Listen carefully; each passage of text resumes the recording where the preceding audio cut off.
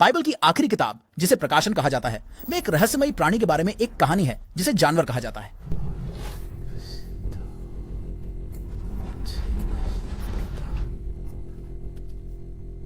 यह जानवर समुद्र से बाहर आता है।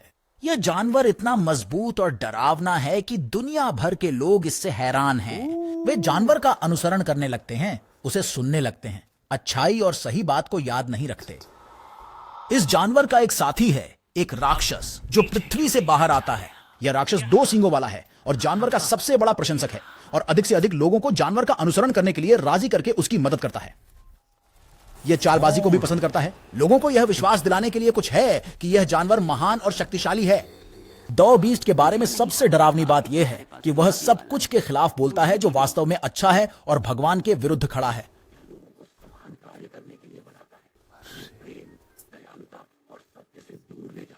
जानवर और उसके साथी के पास जानवर का चिन्ह नामक एक विशेष निशान होता है। वे कहते हैं कि हर किसी के हाथ या माथे पर यह निशान होना चाहिए, पर यह निशान अच्छा नहीं है। इसका मतलब है कि लोग जानवर का अनुसरण करने का चुनाव कर रहे हैं और वास्तव में महत्वपूर्ण होने के बारे में भूल जाते हैं। दयालु होना, प्यार करना और सही काम करना। 2 जानवर कई सालों तक शासन करते हैं और बहुत से लोगों को अच्छाई से दूर भ्रमित करते हैं। लेकिन यहां हमारी कहानी का नायक आता है। अच्छाई का राजा सूरज से भी अधिक चमकता हुआ सभी शरारतों का अंत करने और शांति और खुशियां वापस लाने के लिए तैयार है। कल्पना करें कि वह एक सफेद घोड़े पर सवार होकर अच्छे लोगों की एक शक्तिशाली सेना का नेतृत्व कर रहा है, जो सभी सही के लिए खड़े होने के लिए तैयार है। युद्ध का मैदान किसी अन्य से अलग है, जहां लड़ाई केवल हथियारों से नहीं बल्कि सच्चाई से भी होती है। सत्य और न्याय। जानवर और उसकी बुरे लोगों की टीम झूठ के अपने राज्य की रक्षा के लिए सब तैयार, लड़ाई के लिए तैयार चिल्लाते और चीखते हैं।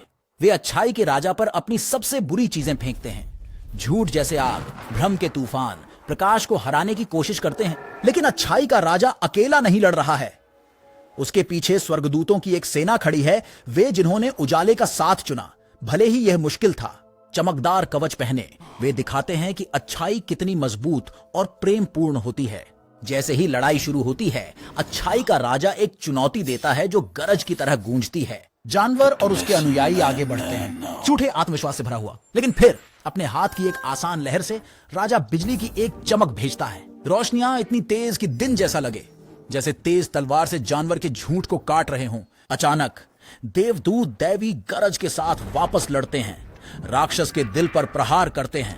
यह कार्रवाई ज्वार को मोड़ देती है।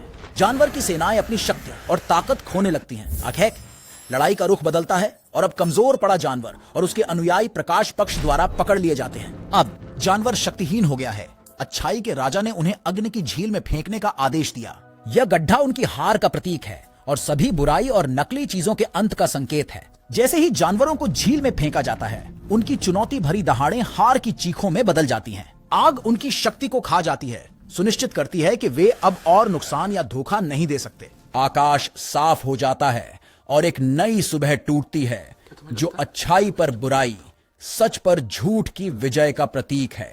यह क्षण केवल जानवरों के अंत को ही नहीं दर्शाता, बल्कि शांति, प्रेम और सत्य के नए युग की शुरुआत भी करता है। यह एक जीवंत अनुस्मारक है कि अंत में अच्छाई प्रबल होती है और जो लोग महान बुराई के सामने भी सही के लिए खड़े होते हैं। हम एक नई दुनिया देखेंगे जहां खुशी और प्यार हमेशा राज करेंगे।